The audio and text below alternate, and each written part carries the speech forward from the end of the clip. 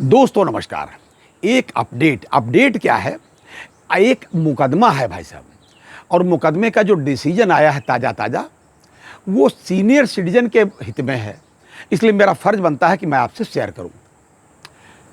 ये Bombay high court का भाई साहब ये डिसीजन है, और इसके पहले कि मैं अब ये पूरी बात बताऊं, पूरा डिसीजन बताऊं, पूरा मुकदमे का डिटेल आपको बताऊं, अपनी भावना आपसे बता दूं कि ऊपर वाले से मैं हाथ जोड़ करके प्रार्थना करता हूं कि ऐसी स्थिति कभी किसी सीनियर सिटीजन के पास ना आए। ऐसा दिन सीनियर सिटीजन को भगवान न दिखाइएगा। लेकिन जो ये डिसीजन आया है वो सीनियर सिटीजन के हक में आया है, इसलिए मैं ज़रूर आपसे शेयर करना चाहता हूँ।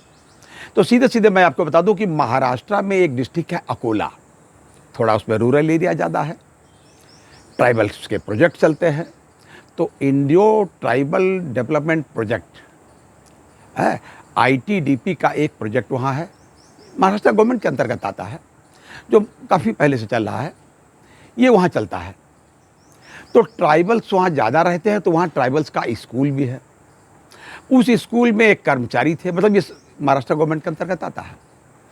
अक्टूबर 2008 में सांप के काटने से उस कर्मचारी की मृत्यु हो गई। जी, ये अक्टूबर 2008 की बात है। अब जाहिर सी बात है कि पूरा परिवार दुखी होने था हुआ। महत्वपूर्ण यहाँ पर बात यह है भाई साहब, उल्लेखनीय है कि वह कर्मचारी अविवाहित यानी अनमैरिड था। अब अनमैरिड था तो अब फैमिली पेंशन का मामला आया।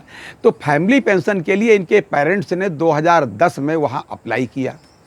भाई जब अपना शौक कुछ कम कर पाए और लोगों के बताने से, जानकारी देने से कि भाई ट्राइबल के उसमें तो पढ़ाते थे, कितने विद्वान रहे होंगे नहीं मालूम, लेकिन वो बेचारे जो है अप्लाई किए।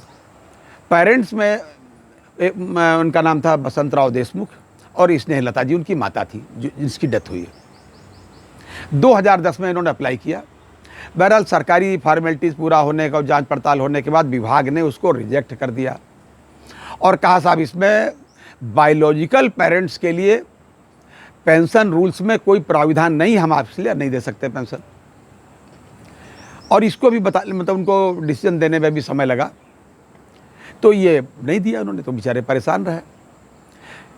22 जनवरी 2015 को भाई साहब एक गवर्नमेंट ने, महाराष्ट्र गवर्नमेंट में एक GR जारी किया। GR का मतलब गवर्नमेंट रेगुलेशन, ये जारी किया एक आदेश कि अगर कोई कर्मचारी, सरकारी कर्मचारी अगर अनमैरिड है और उसके पेरेंट्स उस पर डिपेंडेंट हैं तो वो भी पेंशन के हकदार होंगे। ये उन्होंने जारी कर दिया।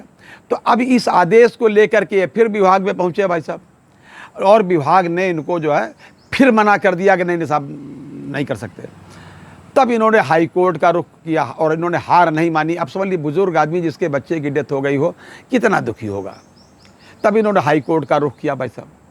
हाई कोर्ट में डेट वेट जो भी पड़ी, उसके बाद में तमाम सुनवाई हुई और दोनों पक्षों को जब सुना गया, डबल बेंच थी भाई साहब। एक जस्टिस अश्विन गुहा साहब थे, रविंदर गुहा साहब और अश्विन भावे साहब, ये डबल बेंच थी जज साहब लोगों की, ऑनरेबल जस्टिस लोगों की। इन्होंने दोनों पक्षों को सुना और दोनों पक्षों को सुनने के बाद अपना डिसीजन दिया। महाराष्ट्र गवर्नमेंट ने क्या कहा कि भाई साहब इनको पेंशन रेगुलेशंस जो 1982 के हैं, ये उसमें इसका कोई उल्लेख नहीं है कि बायोलॉजिकल पेरेंट्स को पेंशन मिले।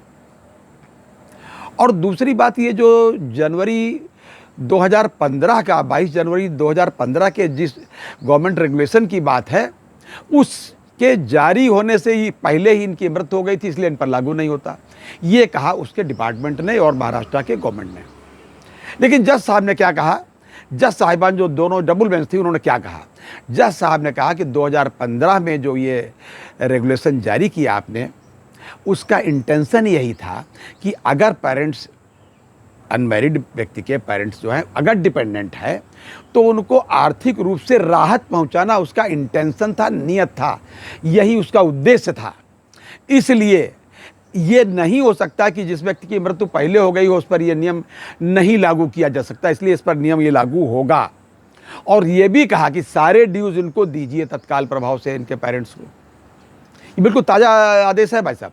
और ये भी कहा सारे ड्यूज दीजिए, और जुलाई 2025 से जो है, जुलाई जो आने वाला है, जुलाई 2025 से इनको रेगुलर पेंशन दीजिए भाई साहब। ये आदेश महाराष्ट्र हाई कोर्ट ने किया। सैल्यूट करता हूँ, धन्यवाद देता हूँ अनएबल जस्टिसेस को, जो दोनों जस्टिस लोगों ने आदेश किया कि कम से कम उन बुज़ुर्ग पेरेंट्स का कुछ तो मतलब जीवन काल कटेगा। इस समय वो 75 साल के हो चुके हैं भाई साहब, ये स्थिति है भाई साहब। तो ये था आज तक का अपडेट, जो सीनियर सिटीजन के पक्ष में था ये फैसला, तो मैंने सोचा आपसे शेयर करूं। अगली बार किसी अन्य अपडेट के साथ फिर हाजिर होते हैं, तब तक के लिए इजाज़त दीजिए। और हाँ, प्लीज़ आप सभी बुजुर्गवार लोग और बाकी सभी हमारे सब्सक्राइबर से निवेदन है कि अपनी सेहत का पूरा ध्यान रखें। जय हिंद, जय भारत, नमस्कार।